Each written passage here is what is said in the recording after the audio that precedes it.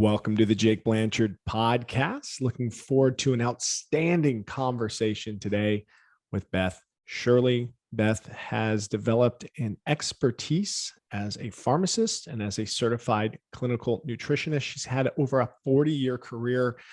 She specialized in stress-induced hormonal imbalances, intestinal dysfunction, autoimmune and chronic inflammatory disease issues, detoxification, and nutrigenomics and super normal oxidative stress. Got some $10 words here we're going to have to unpack, especially for simpletons like me.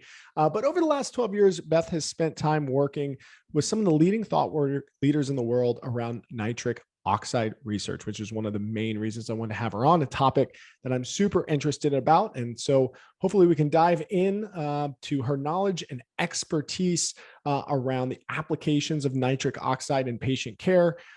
She's also currently the executive director of the Berkeley Life Scientific Advisory Board. Beth, welcome to the show. Thank you. Good to be here. Hey, the first thing I wanted to get into, you are a pharmacist and a clinical nutritionist. Do those modalities typically intertwine, or is this something that's more specific or unique to you? Because I've seen folks like food as medicine, but I also kind of feel like the wellness trends or the pharmacocracy that we're developing in this country, it's kind of feels far from in balance. So they tend to be on the opposite sides of the spectrum. Do you merge these things, or is that typical in the industry? Well, I went into pharmacy thinking that I was going to be helping people. And after 20 years of seeing people come back sicker and sicker and on more and more drugs, in 1997, I started studying to be a certified clinical nutritionist. So I then became the pharmacist to go to if you wanted to get off your meds or if you didn't want to go down that path to begin with. Oh, that's really interesting. So nothing about my life is about drugs anymore. Okay. Yeah. So why did you get into pharmacy in the first place? I mean, you said that you wanted to go and help people, but was there something from childhood or something that a personality characteristics that you were like, man, I'm really a fit. I'm into medicine or the human body or something along those lines? Well, there was 9 kids in my family and I was the oldest girl. And so when anybody I was ever hurt, they were given to me to take care of. So I've been a caretaker. Okay. But the fact was, I was born and raised in Omaha, Nebraska, and I didn't want to be there. And so I knew if I went into pharmacy that I could get a job, I could go anywhere and support myself. So it got me into the medical field. I thought I'd do something else besides pharmacy. And in fact, when I did move to Texas, I was working on a PhD in neuropharmacology. It was when the GABA receptors were first being explored. Okay. So I had a research project going with alcohol and the GABA receptors. So I've been in the kind of the brain, immune, gut axis for a while, like looking how different things affect how we think. So when you make that jump then, or you cross that bridge of your career from pharmaceuticals and being a pharmacist into clinical nutrition, like what was that like? And then how do you still use the knowledge base from the pharmaceuticals and the research and the things that you've done to inform this, I wouldn't say newer area, but you've been doing it for 25, 30 years, something like that. So maybe just take me through that maturation process. Okay. Well, when I became a CCN, the pharmacy I was working at, I started doing consultations. I started doing seminars, like monthly seminars, to talk about all these good things we can do to support the body, from changing your diet to decreasing stress levels, to exercise, to some of the basic nutrition and some of the basic hormone imbalances that we have. It was mainly for women because I thought if I could help the women get better, they influence the whole family. So they drive kind of the family's health. So as far as like, I have the basic biochemistry for all of these drugs. Mm, And I see really how damaging a good percentage of them are. wow. In fact, in the early 2000s, I started a program called Drug Nutrition Depletion. So, because every single drug will deplete some critical nutrient from our body, and this sets you up for issues, physiological issues. For example, with the birth control pill, this depletes vitamin B6. When you don't have enough vitamin B6, you're not making your serotonin. So this is why you see birth control pills and antidepressants go hand in hand. If somebody walked out with a statin, they'd be reminded about the CoQ10 because statins deplete CoQ10. In fact, Merck, who put out the first statin, they have a patent on the CoQ10 and statin combination. But did they ever use it? No. And Mm, now, as I get further and further into the nitric oxide story, I'm seeing like any drug that can increase your blood pressure is actually depleting your nitric oxide. Like antibiotics, antidepressants, the birth control pills. That's why they don't want you taking those things after the age of 35 is because there's this blood pressure issue. wow.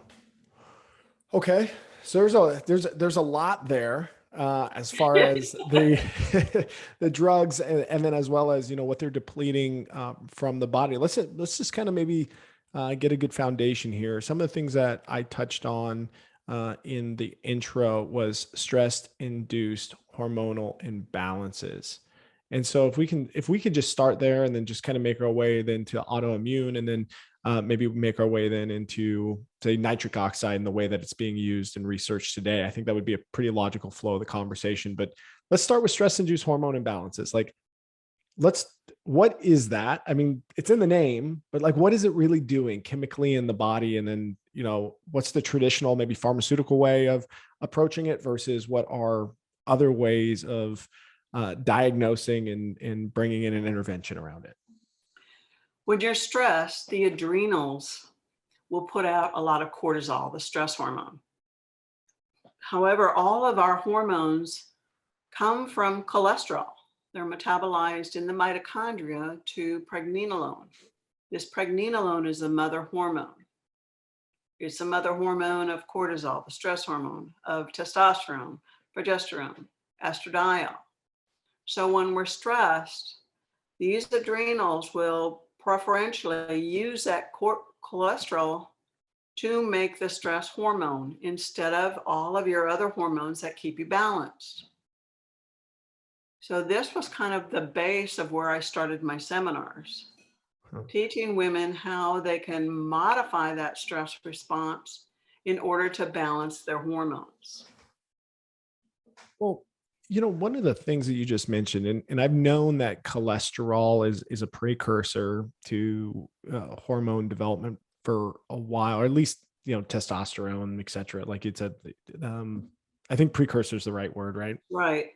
Um, so much of the foods that we eat they pride themselves in not having cholesterol in them inherently, or it's been demonized like fats and cholesterol together. And so I think we have an entire generation of people, including myself, in a lot of ways, that like really look to those ingredients and say no to them as part of their regular diet. So is that potentially what's also kind of causing this? Is it the foods that we eat, or is it just the environmental stresses that we take in? Is it age? Is it a confluence of all those things? It's everything. However, the foods we do eat, these modify everything in our body. And this issue with low fat, no cholesterol has actually damaged us throughout the years. When you see those words, I think of a sugar shitstorm. Yeah. It's just, they've just loaded them with A sugar shit storm. I'm all about that. they've loaded them with chemicals and things to make them taste good, where some of the good fats can actually like satisfy us better. Mm. Yeah. And so that's another thing I've done some research into, especially I did a keto, like a lot of people. I went into like a spell of doing a keto diet. I lost a lot of weight to get on it. And I, took advice, thankfully, from friends of mine who were like, hey, like you can commit to this lifestyle. It could be a great lifestyle for you, but it's pretty hard to do long Not term. forever. Not forever. So like you got No. the results that you wanted. Now learn how to eat, just learn how Yeah. to live, learn how to eat. Like don't, and that's what's really worked for me, keeping the weight off for years. But when I was going through that learning process, it's like, okay, your body's either going to burn carbohydrates or sugar, or it's going to burn some kind of fat. That's my understanding. Your body prefers the cheap sugars, but if you keep those things out of your body for long enough, it will start to burn that fat. And that was mind blowing to me, that like I'm eating so much things that had sugar in it that I could physically feel my body burning the fat. Ramp up when I got away from the sugar shitstorm that you're kind of talking about. Is like I ate more holistic natural foods. I ate my fruit. Sugars came from fruits. And it was, a small percentage. I think it was doing like 20, 25 grams of sugar a day, like an apple, something along those lines. Until I got into a mode of sustainment, but I would get hot. And it felt like my body was burning fat. So like, we're just living right now in a state where our body's just like making do with just kind of eating this fuel. And I guess what I'm understanding is we're kind of imbalanced as a result of only taking in just the sugars mostly. Yeah. Mm-hmm. Some of my latest work is around EMF and nitric oxide. So when you're talking about burning these fats, you actually burn them in the mitochondria, in those little energy producing organelles of your cells. However, in this EMF sea we're living in, this actually decreases your mitochondrial's ability to burn those fats. Mm-hmm. Wow. So, and EMF is the frequency? Is that like The electromagnetic fields like we get from the computers, our phones, the Wi-Fi's. Yeah. I've also heard in this, maybe not related directly to the research that you're doing, but there's like a classification of chemicals that interact with your body called obesogens.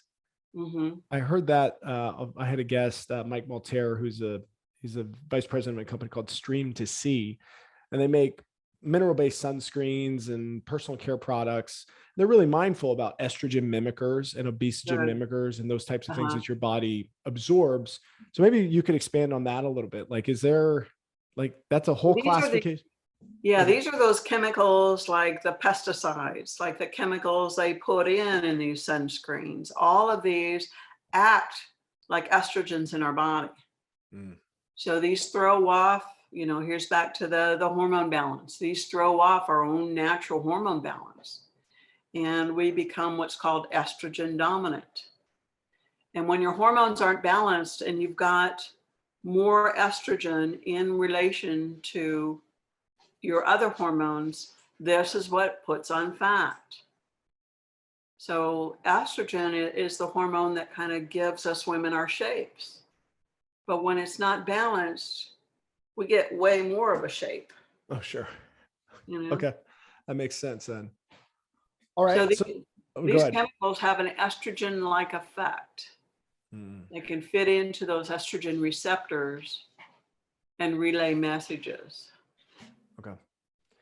Well, and so let me pivot then to start talking about autoimmune, because I think that this is kind of in the same line of thinking. When I was doing research on autoimmune disorders in prep for this podcast. One of the things that stood out to me was that the market, and I hate to call autoimmune diseases a market, but there certainly is a pharmaceutical market for it, is projected to be $153.32 billion by 2025. And this includes everything from type 1 diabetes, lupus, arthritis, IBD, Crohn's, MS, celiacs. There's a pretty wide body of autoimmune disorders. I probably left a bunch of them out, but if you could just talk about autoimmune. And then the other thing that blew my mind, the rise in autoimmune diseases. So we have all these great medications that are coming out supposedly to treat these things, but there are more and more autoimmune diseases than there ever have been, and people infected. And not just because there's more people, but it's percentage of population. Like they're all over the place. And it's mainly here in the United States. And so once again, everything we eat, everything we think, everything we do affects what's going on in our body. And so we've got a couple different avenues that when you have dysfunction, your body can go. And one of them is kind of down the cancer road. And the other one is kind of down the autoimmune. Okay, that's not blanket, but it's kind of like that. And so these autoimmune, there's so much what's called oxidative stress and inflammation on the bottom of it. And it's kind of up to like what your genetics are is how you express it. But even getting off some of these basic inflammatory foods like cow dairy, gluten, sugar, and corn, if you get off those foods, you actually downregulate that inflammatory response, and your autoimmune symptoms will improve. In fact, I had a couple of documented MS patients. They had lesions in the brain, and I suggested that they go completely gluten-free and dairy-free because there's a lot of cross-sensitivity. And after 6 months, both of these ladies' conditions had improved so much. They went back and they got a scan, and these lesions improved in their brain just by being off of these inflammatory foods. And I at least got their doctor to start checking people for celiac. The celiac connected with MS. So, and this is something that I've started to notice too, as I'm getting a little bit older. There's obviously a spectrum of how people are affected, I think, by different things. Maybe it's, did you say it was gluten, right? Celiac is gluten. I find when I drink beer, especially in the last like 3 or 4 years, like if I have 2 to 3, and I'm even talking like not even craft brews, I'm talking like Coors Lights or Bud Light or Budweiser, whatever.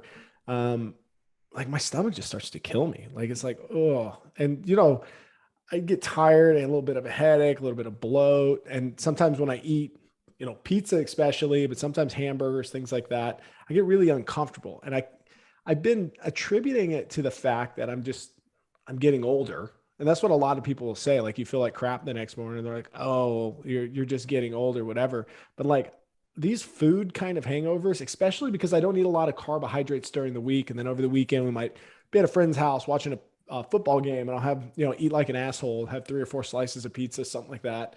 And I just feel just gone. And what is it? What is it? You don't over time? You don't have to be a celiac to have gluten sensitivity. Okay. And after a while, our body. Cats are welcome, by the way. Cats are welcome on the podcast. Oh, good. After a while, our body just gets to the point where it says, knock it off. You've been destroying me for so long. I'm just, I'm not going to be able to handle it anymore. So you have to make changes. Really? So I became gluten-free back in the 90s when hardly anybody had even heard about it. And it was a much different kind of scenario than it is now. Now you can even go into a restaurant and say, I'm gluten-free, and they'll find something on the menu to serve you. So gluten is really inflammatory. It upregulates all of these molecules that cause damage. Yeah. In your intestinal tract, in your joints, in your brain. And I've heard that through, and again, I'm a bro science guy. I don't know a whole lot here. What I do know is I've heard folks say that the amount of wheat gluten in the foods that we consume has risen through the years through modifications of that seed or, whatever. So like the wheat that we eat today is not like the wheat of 100 years ago. Precisely. Okay. They've genetically modified it to have more gluten. So gluten is what makes a bagel chewy. Okay. It's actually kind of a glue-like molecule. But when you eat it, it kind of glues your little villi in your intestinal tract together. So you're not digesting your food correctly. And so beer is high in gluten. It's from grains. Yeah. Okay. So first thing, take away, don't drink more vodka. That's what you're trying to tell me to do. Or sake. Or sake. That's good. Okay. And then also like, you drew that the fork in the road there. Like there's a couple environmental or hormonal factors, things that happen. You said sometimes it expresses itself in cancers, but not always. Sometimes it expresses itself in autoimmune, not always. But the thing that I didn't really understand when I was looking up autoimmune as a classification of disorders is that your body's like attacking itself. It's not really attacking yourself. It's just these molecules, these things that you're sensitive to actually can attach themselves to different cells in our body. And then your body is kind of recognizing it as foreign. So it's not necessarily attacking yourself. It's actually trying to get rid of this molecule that has attached to another cell. Okay. Very good. So it's immune system trying to help us. But you keep putting things in your body that kind of, I don't want to say confuse it, because it's not confused. It's going after something that thinks it's foreign. Yeah. It's just like, maybe, and correct me if this analogy is wrong, but I mean, for me, at least in that beer drinking, pizza eating example, and to your point earlier, it's like for a long time, your body will put up with it. Like an athlete, like I'm just putting it through the ringer. It's just dealing with everything that comes, is grinding. And then one day it's like, you know what, I'm just kind of tired of this and I'm going to slow down. And as your body starts to slow down, as you start to age, those habits and behaviors, like the impacts of them really start to show. And is that then expressed by, autoimmune show up in different ways. I've read like lesions on the skin or like uncomfortable pain or like these types of things, but like maybe if you could kind of share. Lesions on the skin, lesions in the brain, like MS. You've got like sometimes these molecules, your body's trying to put them somewhere. So they'll put them, there's space between our joints. So they'll put them in between our joints. And there you've got your rheumatoid arthritis, another autoimmune.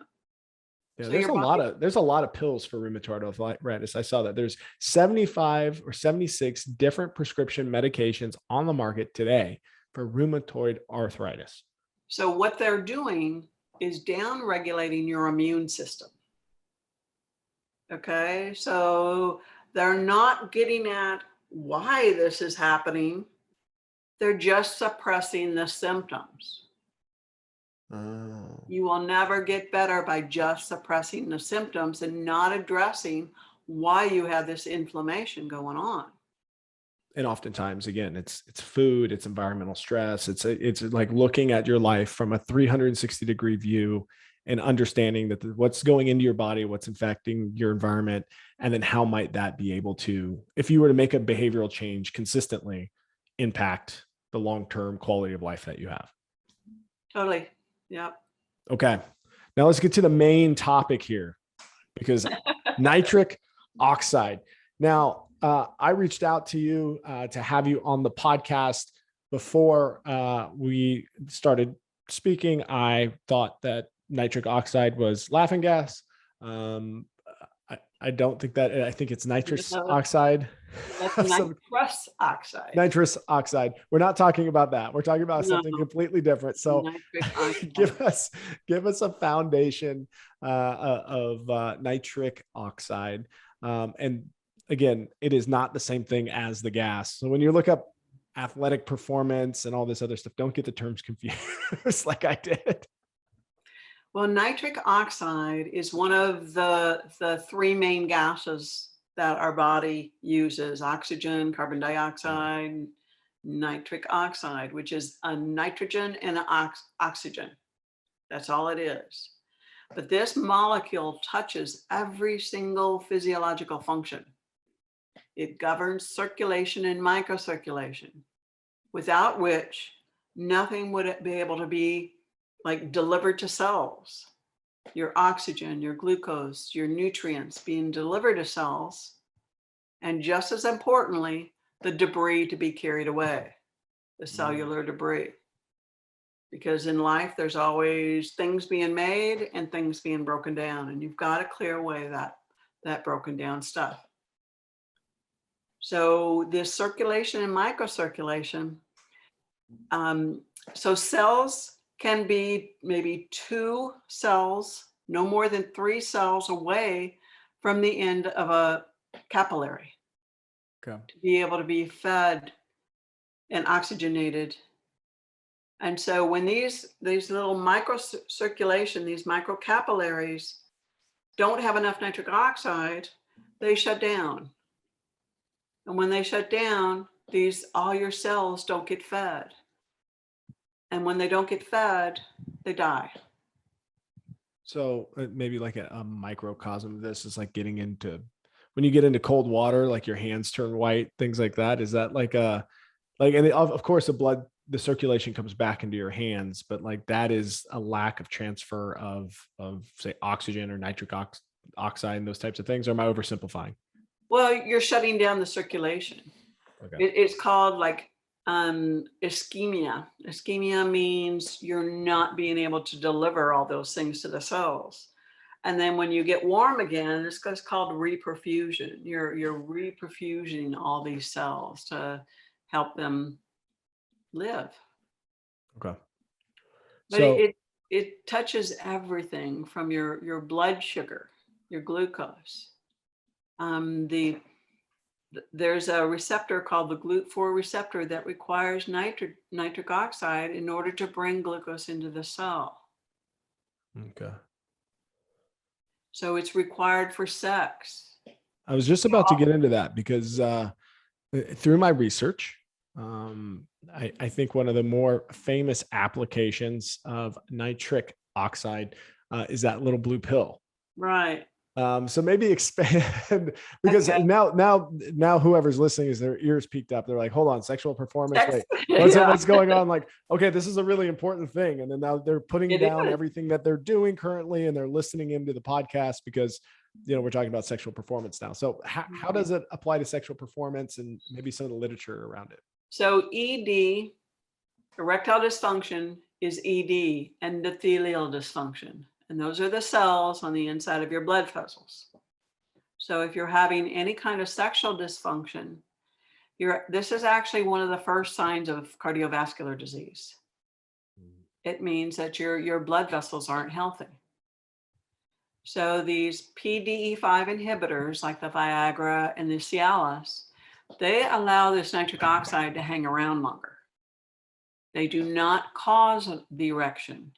You need adequate nitric oxide in order to get the erection, and these blue pills will allow it to hang around longer. That's why they don't work in about 50% of the people, because you've got to have enough nitric oxide in order for those to work. Okay, so then how might you get nitric oxide into your body if you're not going to take it in the form of like a prescription medication like that? Okay. Well, And why is that even a prescription if that's all it is? Because they were studying it for cardiovascular disease, and then they found out, oh, all these guys wanted more of it because it helped them in the business. And a market is born. Yeah. But see, we make nitric oxide through two different pathways. One is the arginine, NOS, nitric oxide synthase pathway. This takes arginine and oxidizes it down to nitric oxide. And the other pathway is the nitrate to nitrite to nitric oxide pathway. So we consume the nitrates either in the high nitrate veggies like arugula, spinach, kale, butter lettuce, celery, beets. And these get metabolized down to nitrite and then to nitric oxide. The thing is, this arginine NOS pathway decreases to only about 50% by the time we're 40. And by the time we're 60, it's only functioning about 15%. And so there's many issues that decrease the production of that arginine NOS enzyme, like age, diets, the standard American diet, the inflammatory molecules in that, lack of exercise, drugs. We touched on that a little bit, like NSAIDs, the ibuprofen and stuff makes you that pathway, the arginine NOS pathway, work. PPIs, those things people take for their stomach acid. These used to be prescription, and now they're over the counter. And when they were first put on the market, they were only supposed to be on the market for 6 weeks. I mean, in your body, yeah. Yeah, insurance only paid for a 6-week supply. And now people are taking them for decades. You know, I was one of those people. So I have a herniated esophagus, and I got on the purple pill, Nexium, and I took Nexium. Oh, it would have been from 2007, maybe 6 or 7 till about 2011. So it was like 5 years. I took Nexium. That's a long time, though. It's a long time. And what happened was, and I had a couple of schools of thought. I mean, I had some clinicians saying, yeah, keep taking it. My gastrologist sat down with me and he was like, hey, listen, like there is some compelling research that these proton pump inhibitors, that's what PPIs is, that it will neutralize your gut biome or your stomach acid and those kinds of things. Biome decreases your stomach acid. And I was getting sick. So I ended up getting a couple of different skin infections, including MRSA. And then I had these antibiotical like reactions. Like I would take antibiotics. I'd never had an issue before. I became allergic to sulfa drugs, had a really terrible interaction with that. And then I just kept getting sick for like a year. In fact, my friends to this day, like we talk about that year, I was nonstop sick every month. I had something new, some kind of weird ailment. I had like thrush or whatever, the yeast infection in your mouth. For months and months at a time. And my doctor finally said, hey, if you stop taking the Nexium and like take a bunch of probiotics and stuff, like, let's try that. Maybe you should change your diet. He's like, because all you've done is put on weight for the last 5 years. At the time, it was about 230 pounds. All you've done is put on, maybe if you change your diet, you exercise a little bit, focus what you put in, you won't have it. I haven't, since I lost the weight, I haven't had any stomach issues except for, beer and pizza. But see, these PPIs interfere with the production of nitric oxide through both of those pathways. So not only are you messing up your gut, you're also the skin, your brain. Okay, you're not getting perfusion of the brain. You're not thinking correctly. Actually, they've hooked those PPIs up with dementia. Really? And then some other ways this nitric oxide is not, it's inhibited, the production is inhibited, is the EMFs, and we're swimming in these sea of EMFs. Glyphosate makes that enzyme not work good. What's glyphosate? Glyphosate, Roundup. That's what they spray on all the food. Like all these GMO foods are made like Roundup ready. Oh, so like they don't have to spray it with anything because it's like in the. No, they can spray it. They can spray it with glyphosate, and it won't kill the plant. Yeah, check out glyphosate. This is like they're poisoning our food. Wait, like the Roundup that I spray in my yard that kills everything. Yeah, it's killing all of your good bugs in your gut. But they can spray something similar to that on plants. Yeah. And then harvest food off of it. Like I didn't really realize that. I didn't understand it to that level. Yeah. Huh. That's concerning. Yeah, it is. Because even if you eat organic, this glyphosate is in the air. It's everywhere. And like you said, you use it for your yard. So then, and the big one, stress. Stress makes your body not produce enough nitric oxide. So when you don't have enough nitric oxide, like cardiovascular disease is still the #1 killer in the United States. So when this arginine NOS enzyme isn't functioning correctly, we've got to make our nitric oxide through another pathway. And that's where that nitrate to nitrite to nitric oxide pathway comes in. So I'm going to make a reach here then. The big thing of the time that we're in is COVID, at least the last 18 months. And you just said that nitric oxide helps from a cardiovascular standpoint. Are we having deaths that could have been preventable if nitric oxide would be more prevalent in an individual? And again, I don't want to, there's a lot of opinions about COVID, but like, I'm interested in this. No, I've been writing about this since March 2020. Okay. I put out a paper last year in March. I've got some webinars on the Berkeley Life Professional YouTube page where I talk about this. All of the comorbidity conditions of even coming down with this virus is a nitric oxide deficient state. And having the virus makes you even more nitric oxide deficient. So that's now why we're running into all these long haul people. Oh, the long and COVID. Now when we're giving people all these shots, that spike protein is actually decreasing our nitric oxide bioavailability.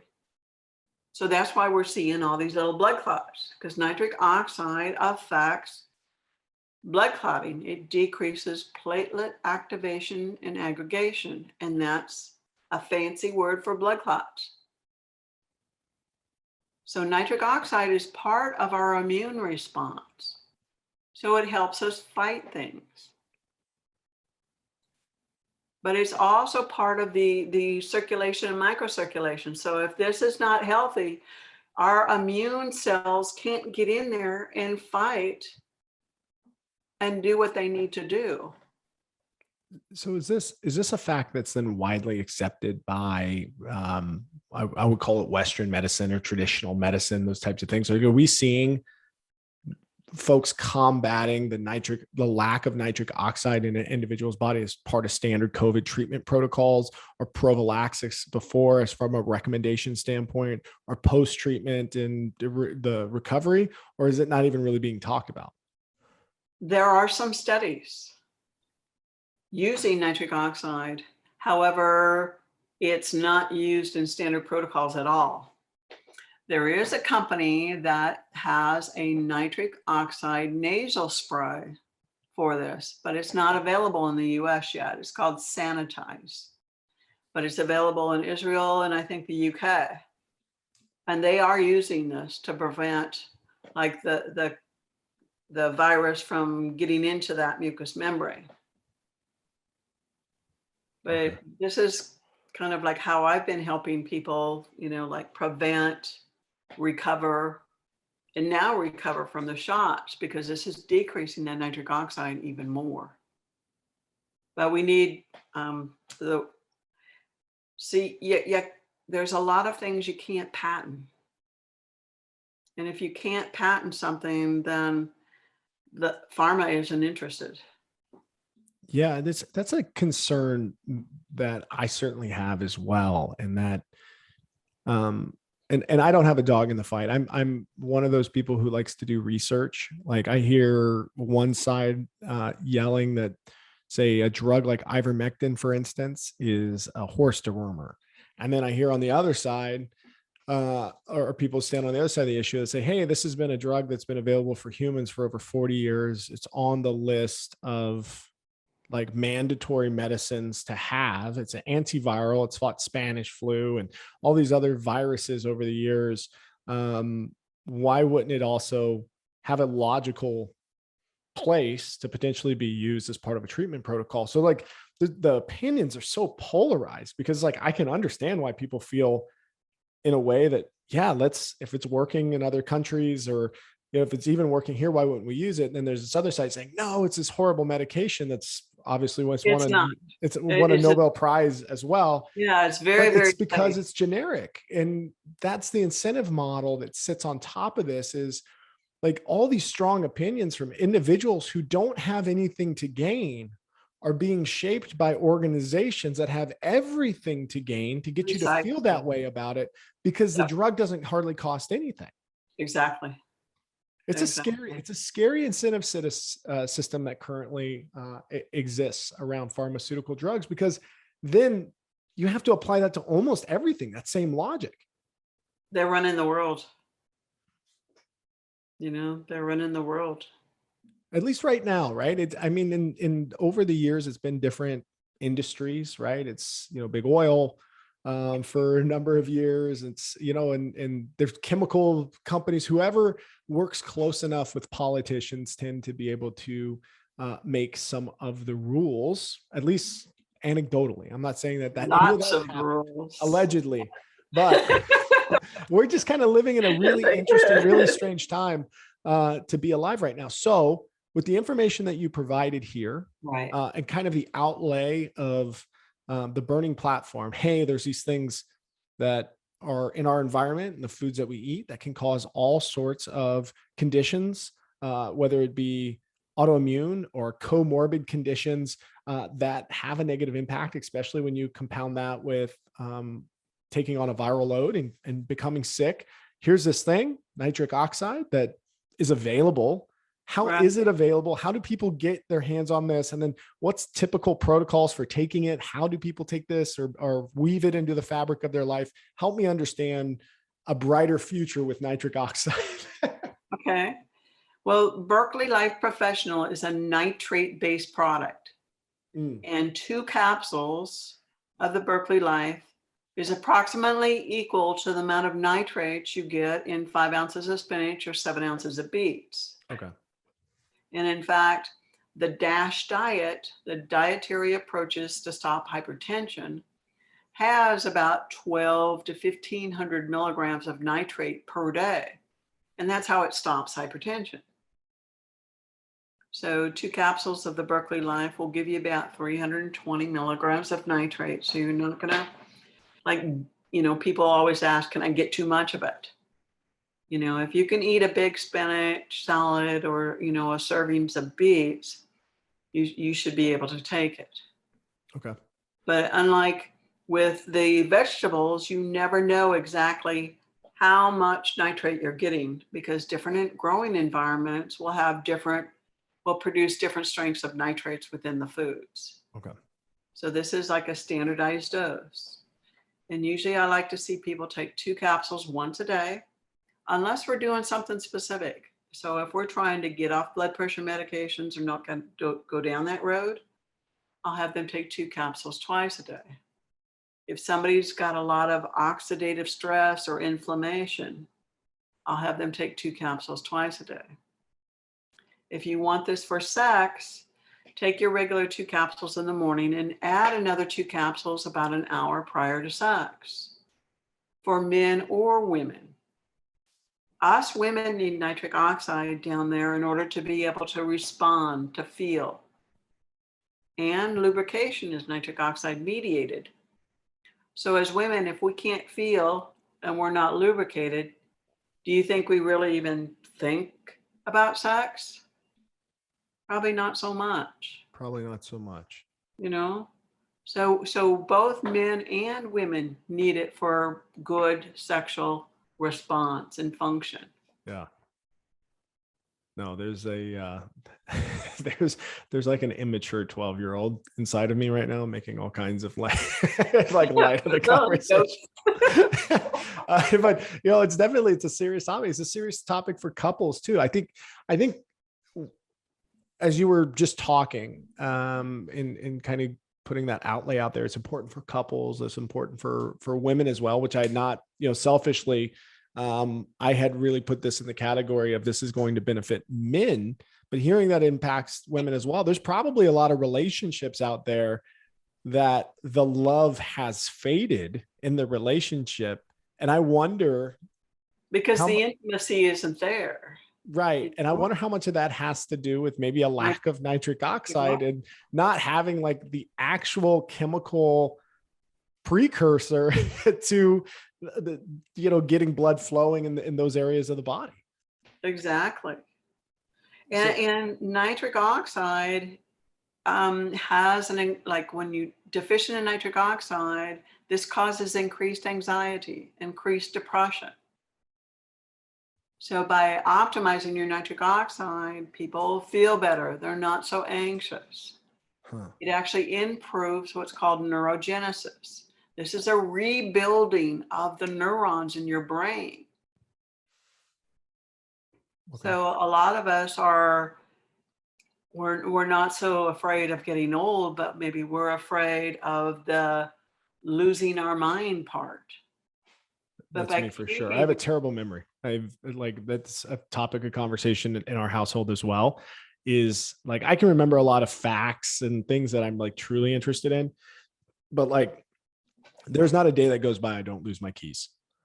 There's not a day that goes by that my wife will tell me something and then I'll walk out of the house and then like 2 minutes later, I just cannot remember what she just said. Now, some of that could be some intellectual laziness on my part and like really putting that information into a container and thinking about like how I'm going to use it. But a lot of times stuff I should remember completely gets lost on me. Nitric oxide is essential for learning and memory formation. Okay. When you're low on that, things don't stick. So eat spinach, supplement. What else can somebody do? And they're like, what is something that I'm going to ask it this way. What is something that you shouldn't be doing with nitric oxide? Like, is there, to your point earlier, can you take too much of it? And then also, what is this? Is there side effects like of taking it and maybe it's not right for you? Like, hey, help me understand that if that's such a thing. All of us need nitric oxide. Without nitric oxide, we do not have optimal circulation and microcirculation. Without that, cells die. Okay. So that DASH diet, which contains 12 to 1,500 milligrams of nitrate per day, that's like taking 4 to 5 times daily of the 2 caps. Oh, okay. Okay, and you're still not getting the amount of nitrates that you can get from the DASH diet. So this is one of the reasons why the Mediterranean diet is so beneficial. It has a lot of nitrates in it. And there's another diet called the MIND diet, M-I-N-D, which is kind of a combination between the DASH diet and the Mediterranean diet that's getting a lot of traction now for keeping your brain healthy, decreasing dementia. Well, Beth, we've covered a ton of ground in the last 50 minutes or so. And one of the things I wanted to ask you was, in this field, the last 12, 15 years that you've been studying, specifically researching nitric oxide, like what's the thing that's really just like stood out to you? Like it's got to be some kind of fact or piece of information, maybe that you haven't shared yet, that like you took a step back and either saw a result or saw a problem in society or saw something going on that you said, why don't we know more about this? Why don't we talk about this more in school? Why aren't we more serious about this as a society in whole person health? And again, I'm kind of fishing here, but I'd be really interested to know if there's like a profound moment for you in your research? Well, what was really interesting when I was still at the pharmacy, a lot of the men bought the nitric oxide product just to kind of humor me. Yeah, sure, this is going to help. But you know what? They came back. Right? And not only did they see improvement in the bedroom, their brains were functioning better. I mean, you could actually see the difference in them when they walked in. Like when your brain's working good, you give off a different energy. You give off a different vibe than when things aren't hitting on all cylinders. So And so it was just really good just to see this change, you know, and get the manly man back. Because it's not, you know, it's the whole body. Yeah. But I think that's kind of one of the things we're missing in today's society because of all these obesogens, these estrogen-like molecules are actually changing the biology of our men. Strange times we're in. Absolutely. This Yeah. is the fourth or fifth time I've brought on a health, nutrition, wellness supplement expert. And this is the fourth or fifth time that I've had a conversation that has shined a lot of light onto the fact that the trajectory that we are headed, specifically from a men's standpoint, but women as well, is one that is heading further and further toward out of balance and less congruent with the way that your body is designed to operate in the environment that you're in. And we're finding more and more need to supplement, but there's so much noise around supplementation. There's so much noise around what to put in and so many polarizing opinions that this doesn't work and that doesn't work. And all this snake oil and this and that. And there is a lot of garbage out there. There is a lot of garbage out there. And it's a really confusing time to be in, Beth. And I appreciate having well-respected industry experts like yourself to come onto the podcast to share your perspective, share your experience, and you know, your 40 plus years of knowledge. I mean, that's phenomenal as a resource to have for me. Appreciate the conversation. If you could tell folks where to find you, and then what was the name of the supplements that you specifically like? So it's Berkeley Life, BERKELEY, Life, LAFE.com. Okay. That's a supplement. On the YouTube, on the Berkeley Life Professional page, is a lot of webinars I've been doing the last few years, like nitric oxide and sexual health, nitric oxide and hormones, nitric oxide and immune health. And I'm on LinkedIn and Facebook where I post a lot about all these current studies, and I make the nitric oxide connection. Wonderful. Some of them actually talk about supporting that nitrate to nitrite to nitric oxide pathway, but a lot of them, I will weave the nitric oxide story into it and show what this is what's really at the bottom of it. Very good. Thank you. Well, Beth, I will link the Berkeley Life webpage, the YouTube links as well, and your Facebook and LinkedIn into the bio or the description of this podcast. I hope you'll join me again in the future. Your wealth of knowledge. It's so fun to talk to, and I appreciate your time today. I'll be glad to. Thank you. Thanks, Beth.